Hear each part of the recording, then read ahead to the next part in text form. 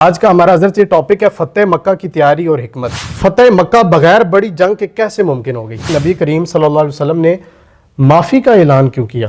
فتح مکہ ہمیں اقتدار کے استعمال کا کیا سبق دیتی ہے؟ جیسے ابھی آپ نے بتایا، تو اقتدار اب جب کسی کے پاس آ جائے تو وہ فتح مکہ سے ہمیں کیا سبق سیکھنے کو ملتا ہے کہ اقتدار سے ہمیں کیا سبق لینا چاہیے؟ اس کا جو اقتدار ہے، جو ہے اقتدار میں لوگ ہیں، وہ فتح مکہ کے مطابق چل رہے ہیں یا انہوں نے کوئی اپنا ہی؟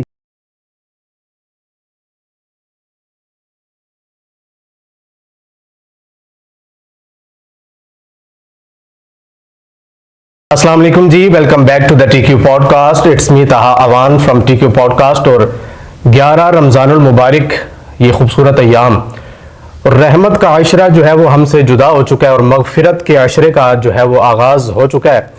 اس حوالے سے ایک ٹاپک لے کر آج میں ایک شخصیت کی خدمت میں حاضر ہوں۔ میرے ساتھ موجود ہیں حضرت قبلہ پیر مجتبیٰ فاروق گل بادشاہ صاحب، میرے ساتھ موجود ہیں۔ السلام علیکم ورحمۃ اللہ۔ حضرت کیسے ہیں آپ؟ بہت مہربانی، آپ تشریف لائے۔ آپ خیریت سے ہیں؟ اللہ کا شکر ہے۔ رمضان شریف کے خوبصورت ایام یہ چل رہے ہیں، اسی حوالے سے میں نے ایک ٹاپک جو ہے وہ اناؤنس بھی ابھی کرنا ہے اور اسی حوالے سے کچھ میرے سوالات بھی ہیں۔ آج کا ہمارا حضرت یہ ٹاپک ہے فتح مکہ کی تیاری اور حکمت۔ اس پر جو ہے وہ آج ہم گفتگو کرنے کی کوشش کریں گے۔ حضرت میرا یہ پہلا آپ سے سوال ہے، فتح مکہ بغیر بڑی جنگ کے کیسے ممکن ہو گئی؟ دراصل یہ مسلمانوں کی وہ حکمت تھی، وہ اسٹریٹجی تھی جو میں سمجھتا ہوں کہ رسول اللہ صلی اللہ علیہ وسلم کی قیادت میں 10,000 مسلمانوں کا لشکر مدینہ شریف سے 8 ہجری کو رمضان المبارک کے مہینے میں نکلا، 10 رمضان المبارک کو۔ ٹھیک۔ اور اس کے پیچھے جو پس منظر تھا وہ صلح حدیبیہ کے جو نکات تھے، وہ اہل مکہ، اہل قریش نے جو ان کو توڑا، اور اس کے علاوہ بہت سے مسلمانوں کے اوپر ظلم کیے۔ تو خیر، اس سب اعلان کرنے کے بعد، صلح حدیبیہ کا عہد نامہ توڑنے کے بعد، رسول اللہ صلی اللہ علیہ وسلم نے تمام اپنی کابینہ سے مشاورت کی، اور اس کے بعد ایک بڑا لشکر 10,000 کے قریب وہ مسلمانوں کا لشکر تھا، جس میں بہت سے قبائل کے لوگ اس میں شامل ہوئے، اور وہ وہاں سے نکلے اور مکہ کی طرف نکلے۔ 20 رمضان المبارک کو آپ مکہ شریف پہنچے، اور اس سے پہلے آپ نے جہاں قیام کیا، جب حضرت عباس رضی اللہ تعالیٰ نے دیکھا، جو حضور صلی اللہ علیہ وسلم کے چچا تھے، اور انہوں نے ابو سفیان کو کہا کہ اتنا بڑا لشکر آ رہا ہے اور یہ اہل قریش کو تباہ کر دے گا اور مکہ میں بہت بڑی خون خرابہ ہو جائے گا۔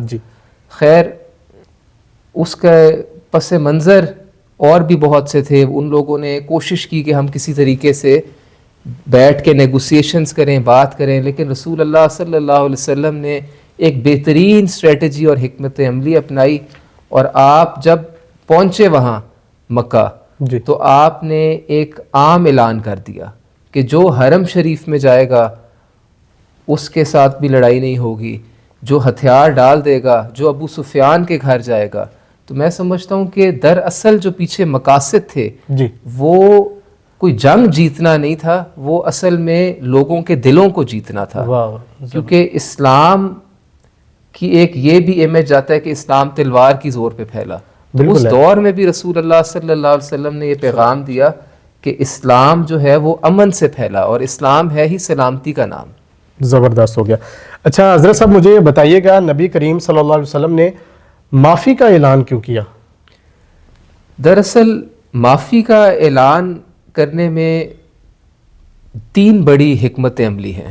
3 وجوہات تھی میرے نزدیک، 3 بڑی حکمت عملی ہیں۔ ایک سب سے بڑی یہ کہ مسلمانوں کا جو امیج ہے وہ رہتی دنیا تک یہ رہے کہ مسلمان پرامن لوگ ہیں، اور اس دین اسلام جو پھیلا، وہ لوگ جو اسلام کے دشمن تھے، رسول اللہ صلی اللہ علیہ وسلم کے دشمن تھے، جن کی وجہ سے رسول اللہ نے اپنا گھر چھوڑ دیا، اپنا شہر چھوڑ دیا، اور آپ ہجرت کر کے گئے، اور سوشل بائیکاٹ بھی اس سے پہلے رہا، لیکن پھر بھی آپ جب آئے ایک بڑی قوت کے ساتھ، اقتدار میں آپ آئے، اور آپ ان کو سزا بھی دے سکتے تھے، ان کو مار بھی سکتے تھے، ان کو قید بھی کر سکتے تھے، لیکن پھر بھی رسول اللہ صلی اللہ علیہ وسلم نے اپنی وہ اسٹریٹجی دکھائی کہ آپ تمام لوگوں کے لیے باعث رحمت ہیں.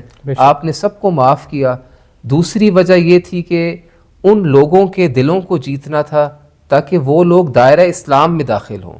وہ لوگ جو منافقین ہیں, جو کفار ہیں, جو اسلام کو پسند نہیں کرتے, وہ جب تعلیمات مصطفیٰ کو دیکھیں گے کہ میرے مصطفیٰ صلی اللہ علیہ وسلم جو ہیں, جو اقتدار میں آ کے بھی اور جو طاقت بھی رکھتے ہیں, جو چاہیں تو اپنے چچا حضرت امیر حمزہ کا بدلہ بھی لے سکتے ہیں, لیکن پھر بھی آپ ان کو معاف کر رہے ہیں. تو یہ دراصل رسول اللہ صلی اللہ علیہ وسلم نے ان لوگوں کے دلوں کو جیتا کہ وہ اسلام کی طرف آئیں. ٹھیک. اچھا قبلہ, مجھے بتائیے گا, کیا طاقت ملنے کے بعد بندے کے پاس اتنی طاقت ہو, اتنی قوت ہو, طاقت ملنے کے بعد بدلہ لینا درست ہوتا ہے؟ دین اسلام اور رسول اللہ صلی اللہ علیہ وسلم کی اگر ہم زندگی کو دیکھیں جی, تو آپ جب طائف کے مقام پہ گئے, اس ٹائم پہ بھی جبرائیل امین علیہ السلام آئے اور انہوں نے کہا کہ میں, اگر آپ اشارہ کریں تو میں پہاڑوں کو جو ہے ان کے رخ بدل دوں گا اور ان کو ملا دوں گا آپس میں. لیکن رسول اللہ صلی اللہ علیہ وسلم نے وہاں بھی اپنی رحمت کا جو ہے وہ اظہار کیا اور ان کے لیے دعا فرمائی.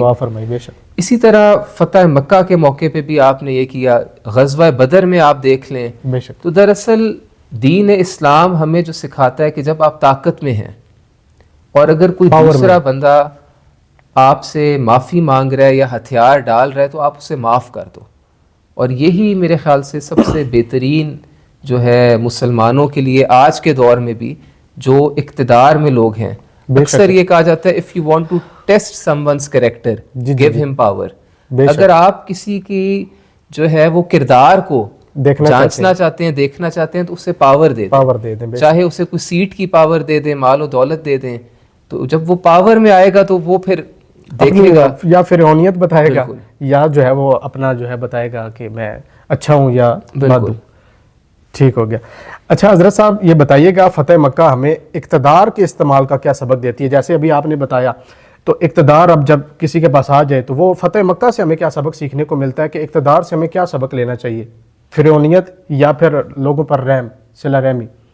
ہمیں دیکھیں, ہمیں حضور کی زندگی سے, دین اسلام کی تاریخ سے, خلفۂ راشدین کی تاریخ سے ہمیں یہی سبق ملتا ہے کہ جب آپ کے پاس طاقت ہے, اقتدار ہے, یا آپ کسی ایسے منصب پہ بیٹھے ہوئے ہیں کہ آپ کے قلم سے جو ہے, آپ کے اشارے سے جو ہے کسی کو سزا اور جزا ہو سکتی ہے, تو آپ اس وقت انصاف کریں, عدل کریں. اور خاص طور پہ اقتدار پہ رہ کے ان حکمرانوں کے لیے رسول اللہ صلی اللہ علیہ وسلم نے دعا فرمائی کہ جو عدل کرنے والے ہیں, انصاف کرنے والے ہیں, ان کے بارے میں کہا کہ وہ روز محشر میرے ساتھ ہوں گے.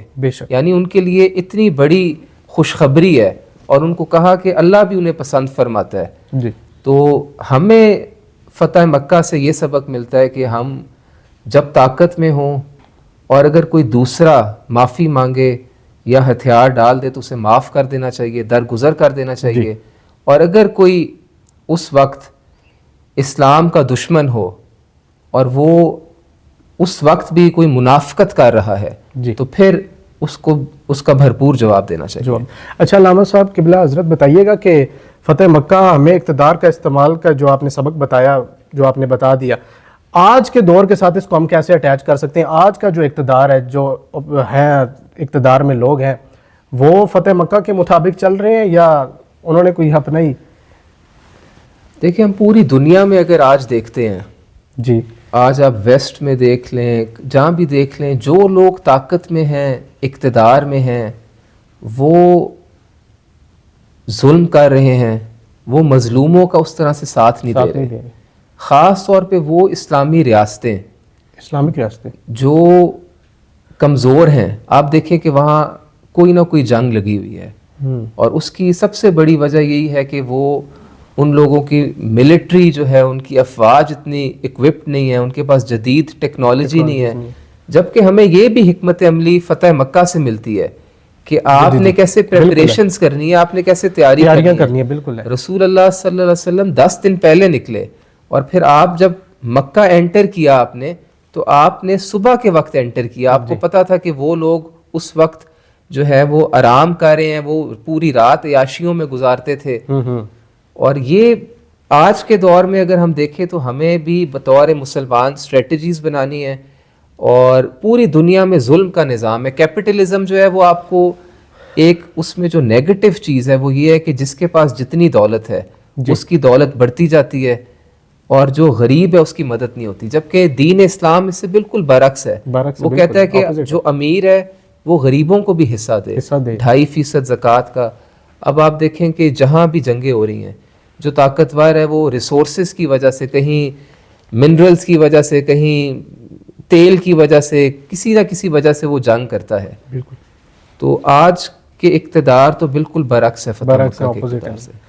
حضرت صاحب آپ کا بہت شکریہ، بڑا جو ہے وہ احسن انداز میں، بڑے سادہ الفاظ میں آپ نے جو ہے ہمیں گائیڈ کیا، ہمیں سمجھایا. آپ کا بہت شکریہ آپ کے قیمتی وقت کا. امید ہے ہمارا آج کا یہ ٹاپک تھا فتح مکہ کی تیاری اور حکمت. اس پر ہم نے کچھ سوالات کیے اور حضرت صاحب نے بڑے خوبصورت انداز میں اس کے جوابات دیے. تو ہماری ویڈیو کو لائک، شیئر اور سبسکرائب کرنا مت بھولیے گا. Keep supporting and keep joining. Thank you so much. اللہ حافظ.